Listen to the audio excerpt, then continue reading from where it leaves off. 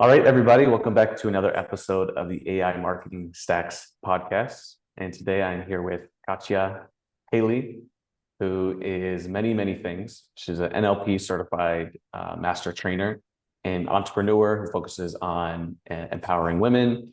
She's an expert in a lot of things, technology, more specifically now AI.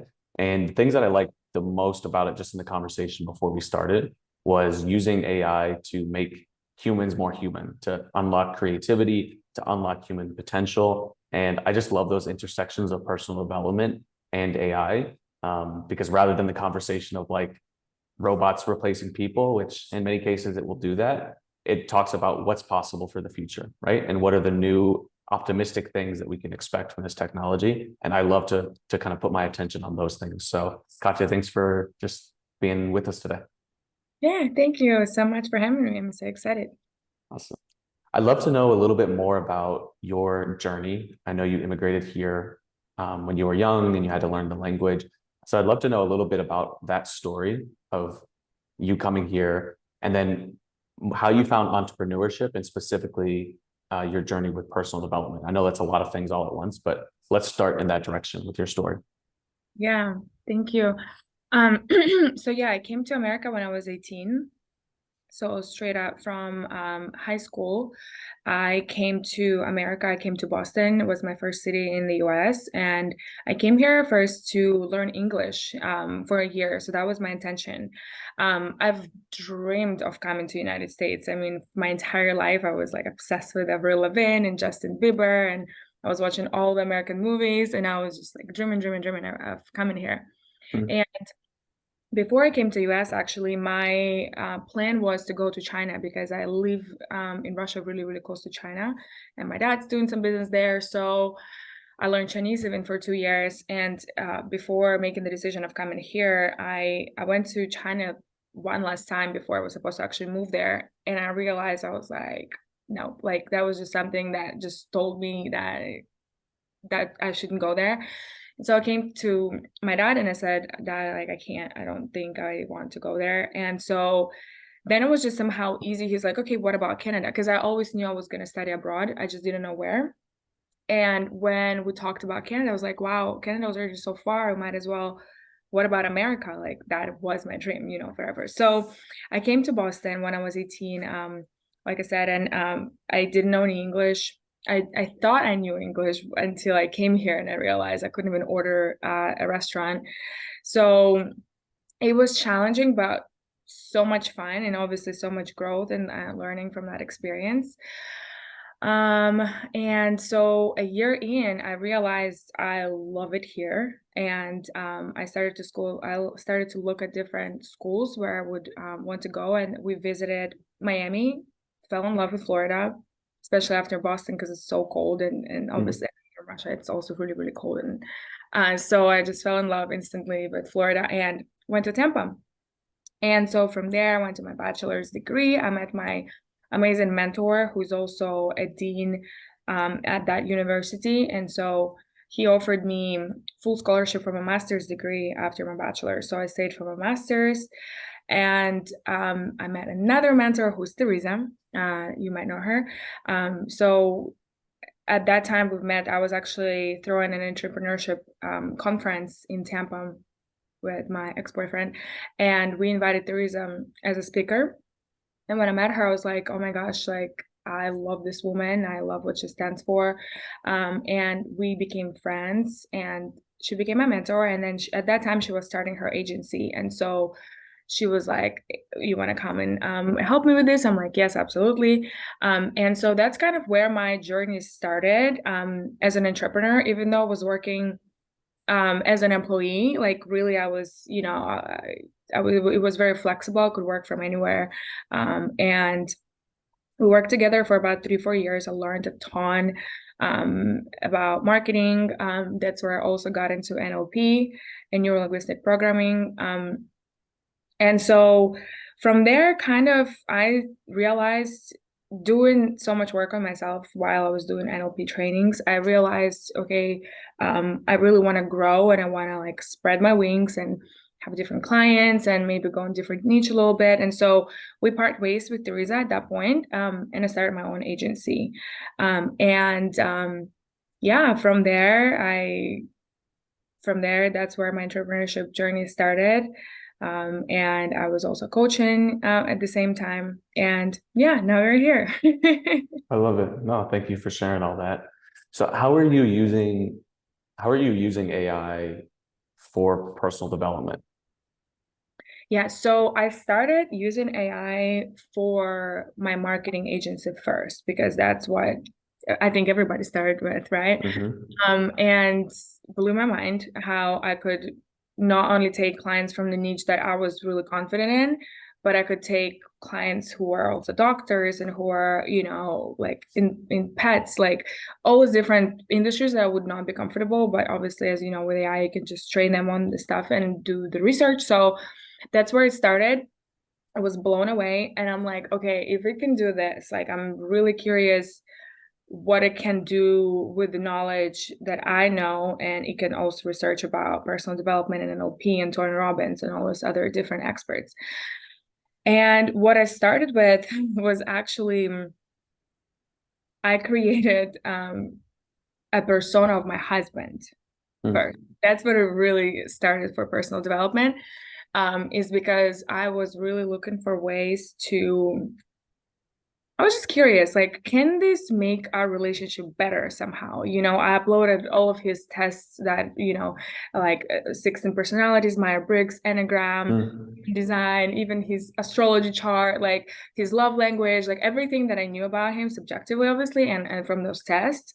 And then my prompt was something like, hey, I'm looking for ways to make my husband feel loved and respected on even more, on a daily basis. Like, what do you suggest? And one of the suggestions were to write 100 sticky notes, and on each sticky note, like write an affirmation, because his love of language is words of affirmations. And for me, sometimes it's like a very hard thing to do. So I was just finding ways, hey, like, let me just see what's going to happen. And so it gave me all these ideas, and I wrote it all down, and I did the sticky notes, and I put it in a jar next to his whatever he's getting ready and stuff, and it has significantly increased quality of our relationships, because every morning he was looking forward to reading that note, and sometimes he would give it to me and be like, read it, and then I would read it to him out loud. So it was just so much fun, and such a little thing, but it really tremendously increased the quality of our relationships. And so from there I was like, okay, wow, like this is amazing. And sometimes I even go to the AI persona of him to, somehow women and men sometimes don't communicate specifically the same. When we're trying to communicate something, they don't receive it the way we want it to. So it also helped with that, like help me reframe this, like how can I communicate this but in a loving and respecting way, because that's all what ultimately men want, right? It's just feeling loved and respected the most first.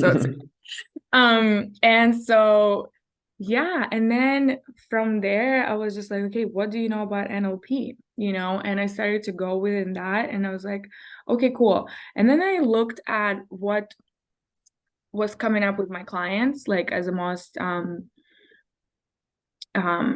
like the most frequent theme. And like I mentioned earlier, I love values, and it's something that I'm one of the most like favorite topics of mine. And I think it's a lot of people don't know like as they should about it, because it's such a simple thing and it changes lives, once you're aware of what they are for you.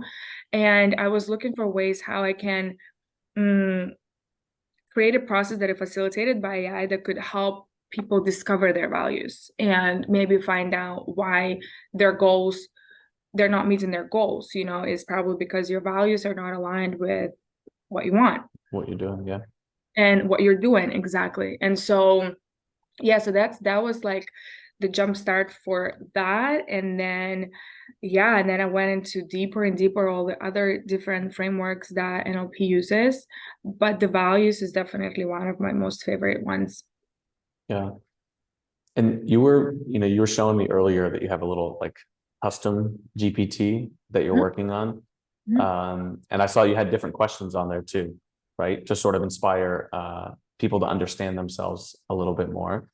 Right. Could you share with me like why those specific questions or how you go about thinking about, if you're building, for those who don't know, a custom GPT, it's like chat GPT, but you're training it on your own information, your own knowledge. I know this is a work in progress for you, but how are you thinking about, using AI as a tool for understanding yourself, for self-awareness, even as you're building it? So you want me to tell you about the different questions that it asks you? Yeah, I think that would be cool. Yeah, if Yeah. you're open to share. Yeah, for sure. Yeah, so for those who aren't very familiar with the custom GPTs, one of the most recent features that OpenAI came up with, which is basically you can train your own chat on specific knowledge, specific frameworks or books or subjects, where it is just talks about that specific thing. So what it created is called Know Thyself, and basically from the name you can guess it's I guess a tool for self-discovery and growth. And some of the questions that basically is going to prompt you to do is, for example, tell me about a recent decision that you made. Okay, so then you can go in and say, okay, this is the decision that I made. And then what happens from there, it asks you what motivated your decision. So here basically you can uncover whether it was based on your personal values, was it based on external pressures, or maybe a specific goal that you're aiming to achieve.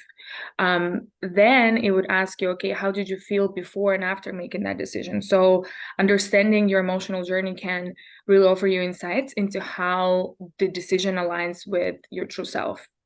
And then it would ask you what were the alternatives and why did you not choose them? What impact has this decision had on your life so far? If you could make the decision again, would you choose differently? So it just really helps you to reflect on those things that most of us don't do, just because the life is so fast, and especially with the technology growth and how exponentially fast it's growing, we as humans forget to maybe like lay back and just like reflect on our day, simply that. So yeah, it offers that like self-reflection tool and just kind of slowing down your mind and drop in within versus on the outside and seeing, okay, what's the next thing. Yeah, I love that. One thing that I think about quite a bit, because this is a theme that's come up on a lot of these different podcasts, is the tool is very, very powerful, but the limitation on the tool comes down to your imagination, what you see as possible. And so everything you said is like, you're giving me new ideas, right? Like, oh, upload people's personality profiles and psychological assessments and, have conversations with them. Like that's a really creative, imaginative way to use the tool and use the technology.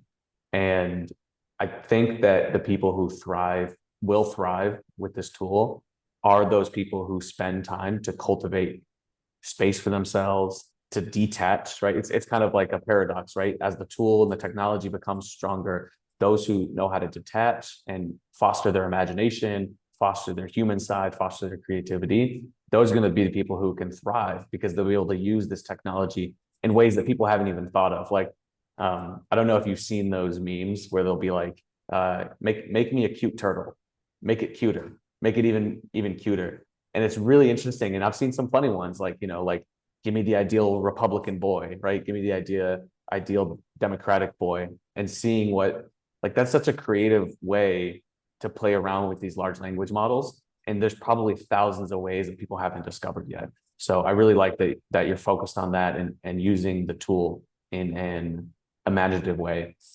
My other question is, coming from a different country, not speaking the language until you were like 18, did you struggle as a marketer with your words? Yeah, I mean, for sure. I would say not even as a marketer, but as a like human being living here, especially like understanding the slangs and like the different sayings. But I would also say I'm a very adaptive human. Like you can drop me like anywhere, and I will probably adapt. I'll probably learn the language, and I think that has to do with I went to music school for 12 years, so I have very good phonetic memory. So I can pronounce things pretty well, like from different languages. I also learned Chinese and stuff. So Um, I would say language-wise, it was hard in the very beginning. But then I'm such a quick learner, like I'll learn it, you know. So Sure. in the beginning, it was pretty challenging, but then once especially when you're surrounded by people who are in that same industry, and I've been in this groups and circles and masterminds for probably, I don't know, 6, 7 years now. So I definitely learned the lingo. Yeah, 100%. And the reason I bring it up is because you're sharing with me how you wrote a landing page. You have a group for women in AI, and you're working on rebranding it. But you wrote a landing page for it. You said it only took you an hour. You wrote all the copy with AI, everything with AI, and it's ranked #1. So if you go and search female mastermind AI, your website comes up. And I think that's very, very powerful because, regardless of how fast you picked up the language, like to get something ranked as #1 is an amazing accomplishment. And so these tools are so powerful. Yeah, thank you. And No, yeah, appreciate it. Mhm. and speaking about those groups, like why is it important to you to focus on like female empowerment, women in marketing, women in tech? Yeah, great question.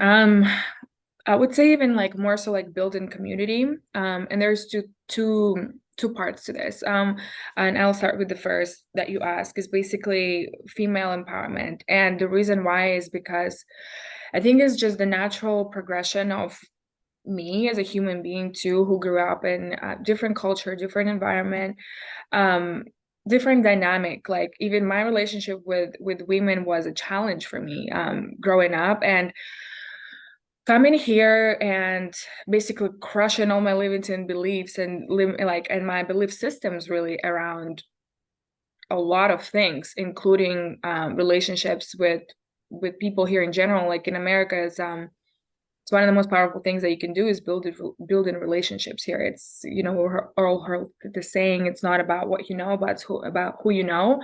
So overcoming my own female I guess wounds was a journey and still is. And I just somehow those women come into my life that have been through the same challenges, and it's just so healing to have the circle of women around you that are looking essentially for sisterhood and, just for a safe space to express and to share things that they're going through just through conversations. Even if you're not talking, if you're just listening, and I was one of these people, it can heal something in you. So I promised myself that that's what I want to do. And somehow most of my clients were women who were struggling with the same things that I did or still am, and yeah. So women empowerment began before I even was introduced to AI. Like I already knew this is something that I want to do more of. And, I hosted retreats and I hosted different events where we create those environments of safety and self-expression. And so with AI, why I'm so passionate about that intersection is because I meet women sometimes who are like stay-at-home moms, or they're married, or they just got out of college and they're just kind of like lost. They don't know, what to do. Maybe their chapter of their life now ended and they're stepping into something new and they're not sure. I say AI is probably one of the greatest things to tap into at that point, because before, to start a business, you had to spend thousands of dollars to come up with an idea. Obviously you can come up with an idea, but then the branding, like you said, copy of landing pages and stuff like that, you have to spend a lot of money. Now with AI, if you have the right frameworks and if you have the people and community around you that can help you with it, it's so much more easier, to where you can just like sit down and in 2 hours you can have a whole business plan written out. So, and also I'm seeing when I come in to speak at the events, a lot of people are like, oh my gosh, we're scared. Like, what if AI goes south and, we take over the world and stuff like that. It might be the case. I don't know. I don't know if it's, who knows, right? We'll find out. Mhm. But today is, let's focus on what matters today, right? And how can we use this for good, for our creativity and abundance? Because I think you would agree, we live in pretty chaotic times right now, considering what's happening in the world, but also in the technology space. it's chaos, right? And I like to focus on what's emerging from a chaos versus focusing on what's breaking down. And also, in every chaos, there is an opportunity. So that's what I like to focus on and kind of help people shift from the mindset of fear into thinking, hey, how can I use it today for myself? Like, you don't have to own a business yet. You can just start with your fitness goals, or like I shared earlier, how to better our relationships. Like, I bet you, if whoever is listening, if you try this for your wife or a girlfriend or a boyfriend, it will tremendously make their day, if not the entire year. Like, I did it for 100 days, 100 sticky notes. It was great. I have to do another batch now. um but yeah, I hope I answered a little bit your question. Yeah, no, you triggered a lot of thoughts. One was, I still remember a year ago, actually, this was right when ChatGPT came out. And I saw a guy who was he was writing a note, and he had ChatGPT on his phone, and he was writing a note. And I was like, what are you writing? And he was like, oh, I'm writing, he's like, my girlfriend's parents don't like our relationship. They don't support our relationship. And so I'm asking ChatGPT to help me to write a note to them that will extend like friendship and love. Because he was, understandably probably hurt by the situation, right? And feeling frustrated. So asking it, and I was like, what a powerful, powerful use case. The other thing you said that made me think was, the way that I see AI working a lot is that it's breaking down another barrier and another gate, right? In the same way that you were able to just spin up that landing page. Now, granted, you've been in marketing for a long time. Like, you probably could have spit that out without AI, but use that as an example, right? In the same way that, for instance, you had Instagram influencers who are famous now, who 50 years ago, they would have never been famous because they were the gatekeepers and the institutions of the networks and stuff like that. Now with social media, they have a whole platform.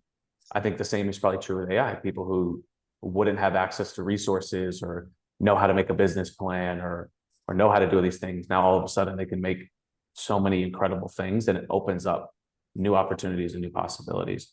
But the thing I really love that you mentioned was about, focusing on, like, not on the mindset of fear, but focusing on what can we create now. Nobody knows where things are headed, and things are very chaotic. But I do agree that, focusing on where we can go and really helping people adapt to the technology is one of the most powerful things that we can do for people who are using it and want to be leaders. So I really applaud you for that. And I think that's really, really powerful. And Yeah. speaking of using the prompts and everything, you said, I think you're going to share, what was it? It's like It's an email ChatGPT blueprint that has about 100 prompts in there. So I'm happy to share and see if it works for anyone. Awesome. Yeah, we'll put that in the description as well. And I looked at it. The prompts are awesome, but also the flows that you have, right? Like breaking things down high level, explaining how it all works. Exactly. That's really, really cool. Yeah, I'm excited to share that with you.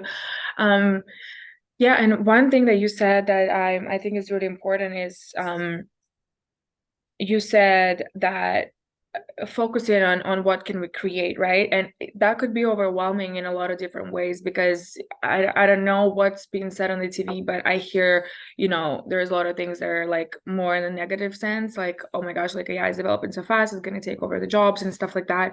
And so it's really important to find your tribe in the community, and whoever's watching, you're probably already part of some kind of masterminds and groups. But there is even like free Facebook groups, on ChatGPT and stuff. So even if you don't want to spend like anything, you can join those groups for free and kind of like keeping your eye on it. And because I'm sure one of the things you will find interesting and that you would want to go ahead and play with. So I would say, yeah, don't be scared of it, because look at it as a friend and a co-partner and co-pilot. And, it doesn't have to be a Terminator scenario. Of course, it's still a long way to go, but I would always say, like, focus on what you can create with it today. And all of us have hobbies, like all of us do, and I think the problem is that today's society, we are so focused on external validation and the norms, and And especially with social media, everyone's life is so perfect, but I can tell you it's not. Like, even my Instagram profile might be looking amazing, but I go through a lot of challenges, personal challenges myself. And so it's so important to like come in within the space and coming back again with the personal development, like reflecting on how your day went, and maybe go ahead and be like, okay, I really want to write a book on something. Like, I don't know, one of my friends showed me the other day, I was laughing. He created for his beautiful wife, she loves cheese. I love cheese as well.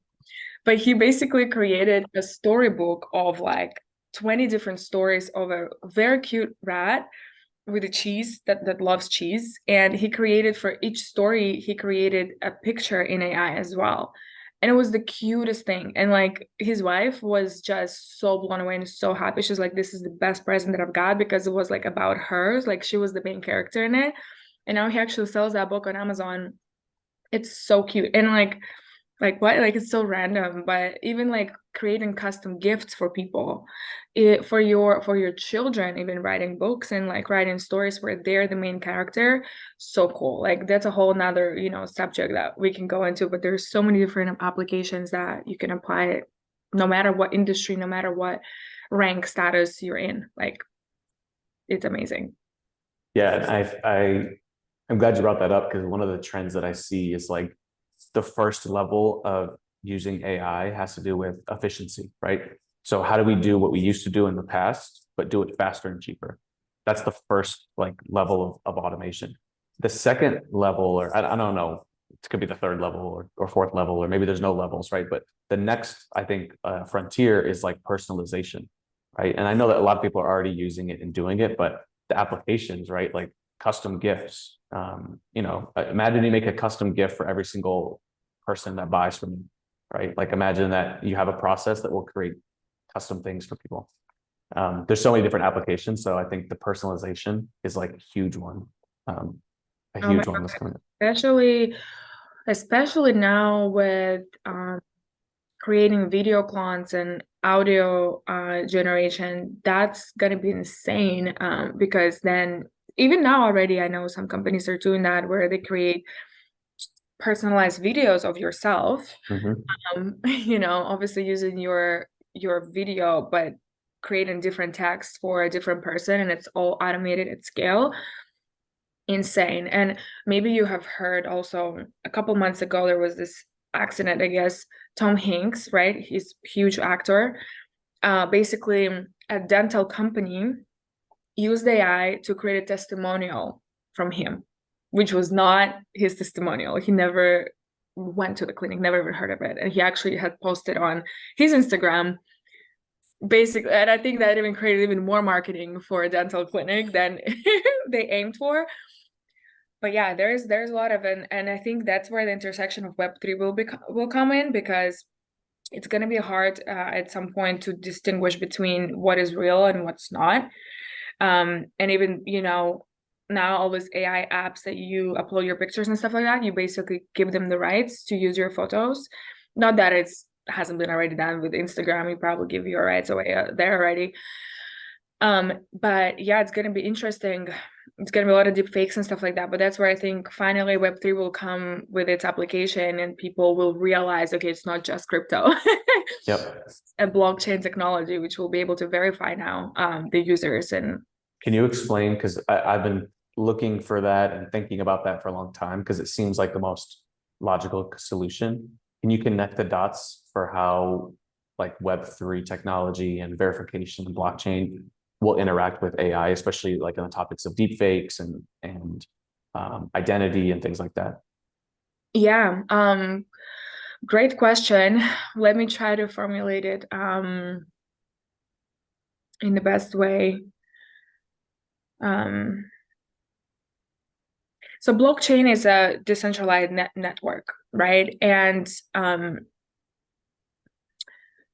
if you have, let's say, I mean, the easiest way, I guess, for people to really connect the dots is if you're in crypto, you have your own wallet and it's verifiable that it's yours. And when you, for example, when you buy an NFT, you'll know, okay, this is really you and this is what you have in your wallet. I think for intersection between now AI and Web3, there's still a big gap. I think what it's gonna take is like this one big killer app, like a marketplace for somewhere to be facilitated. Because right Yes. now, I don't know if there is that type of platform, and it would have to be like a decentralized social media platform, maybe, where it, before you become a user, you will have to verify this is me, this is my ID, and there's no way, somebody else can come in and say that that's me too. Like there's a certain process in place that I don't know specifically what happens there technically, but um it will be verified content from you. And so anything else that you'll see, it won't be. And so, but it's gonna take that marketplace or that big killer app, like ChatGPT or like WhatsApp, like those big apps that get users in within months, millions of users. And that's where the mass adoption will happen. But again, because there's no problem yet to be solved, it's still pretty early, but it's coming more sooner than we thought. So Way sooner. Yeah, yeah. way sooner. And I saw, there's two conflicting schools of thought. So some people will study and be like, look, AI, like humans actually like interacting with AI content. We like AI personas. We like AI written emails. We actually like that stuff because, by the way, all it's doing is reflecting us back to us, right? That's all it's doing. So it's not that we love robots. We love ourselves, right? It's just Yeah. literally reflecting us back to ourselves. But then there's also, I don't know if you had seen, like, I think studying games and how AI has impacted games is the best place to look for the sociological impact of AI. So if you look at how AI impacted chess, how AI impacted Go, and how AI impacted poker, those will give you three powerful case studies for how AI will affect us. Because AI solved those games. Like, nobody can beat AI at Texas Hold'em, at chess, or at Go on a long enough time scale. So, some people quit the game because they're like, what's the point? Other people use the tools to get better. Some people, like, it's really powerful. And one thing I know from listening to one of those stories was, this was with a strategy game and AI was playing. And when the humans found out they were playing an AI, they all teamed up against the AI and tried to like push it down, right? And so the conclusion from it was humans will always prefer human things, right? Like, we're on team human. So, I could definitely see an application where either it's an app or something else where, like in crypto, they talk about proof of stake and proof of work. I think Mhm. there would be something like proof of human, right? So the way that, like, for instance, doing live videos or doing videos that look like shaky camera quality, right? To just prove that there's a real human who's behind the scenes, right? And it's not just completely AI, not just completely automated. I do think that signaling of humanity will be really, really important. And to your point, we don't have the solution yet, but it's probably going to come soon because the technology, like, everyone's going to have a digital avatar pretty soon. Yes, yes, yes, yes, 100%. And I already see business owners creating those business avatars of themselves, not obviously them, but they're actually looking for people who are proficient in AI, which is also another reason why you should get into this space. And no, it's not late. Like, it's not late. Yes, it's developing very fast, but majority of the world don't even know what ChatGPT is. So it's a time to get in. And business owners are already looking for people who are proficient in AI to help them optimize their systems, and also how can they leverage it to basically, people used to joke, I want to clone myself. Now you could literally do that, where you upload all of your interviews, all of your books, if you have like all the content that you have about yourself and your company now, you can create, and your employees and your team can use that before they actually come to you to ask you a question, and be like, go to my clone and ask that question first. I think Deepak Chopra is has been developing already about a year ago. That's where I heard it first. He's already started to create his video clone, basically, for the great purpose of, because not everybody can talk to him, obviously, right? So he's going to make it available for people to actually have one-on-one sessions with him in his voice and his wisdom and all of that. So that's really exciting. kind of scary at the same time. But again, I like to look at it through excitement lens. And be like, Yes. It's a fun lens. It's a good lens. yes, yes, Um, yes. yeah, Mhm. and and one of the things is like there really are, this might be a controversial take, but there really are no experts, right? Because there are AI experts, there's machine learning experts, there's people who have been using data science, or there's people who have been like studying and know how to use these tools. But show me the expert in AI and marketing. Show me the person who's been using ChatGPT and doing marketing for 10 years. There's nobody. Yeah, and I want to say here that is basically it's an extension of who you already are. So if you're an exceptional marketer, AI will supercharge you 1000x, right? Mhm. If you're a shitty marketer, it's gonna only amplify that. I mean, sure, it might help you a little bit, but essentially it's like an extension of your skill set already. So you can be an electrician or a plumber. And if you use AI, one of the ladies was actually talking about that. It writes all the contracts for her, it writes all the communications for her, and she's in the boring business, right? But it makes her more efficient, more professional even in ways. So it's really an extension of your existing skill set. And people say, oh my gosh, copywriting jobs are going to be gone. I don't think that. Like, I think it's only going to make you more powerful, because it operates off of framework and like knowledge that is already there. So yeah. Awesome. I love I it. wanted to add something on that, but I forget. Maybe it'll come back to me. Cool. Um, well, where can people find more about you and what you're up to, what you're creating, what you're thinking about? Yeah, definitely. I'm active on social media on Instagram. My handle is the Katya Hayley. I just changed it. 10 years of I had a different handle. It was a Russian word, that wasn't my handle that only Russians would know. But then I'm like, I live here now, and people always ask me, like, why can I never find you? So now my handle actually has my actual name. So it's Katya Hayley, the Katya Hayley on Instagram. You can always find me on LinkedIn. I'm not that active on there, but yeah. And once my rebranding is done, I maybe will reach out to you and we can update those links if we have to. Oh, I love that. Thank you so much for being here and chatting. It was a lovely conversation. And yeah, I look forward to having you back on some point in the future. Yeah, thank you. I had so much fun. Thank you for having me. Appreciate that opportunity.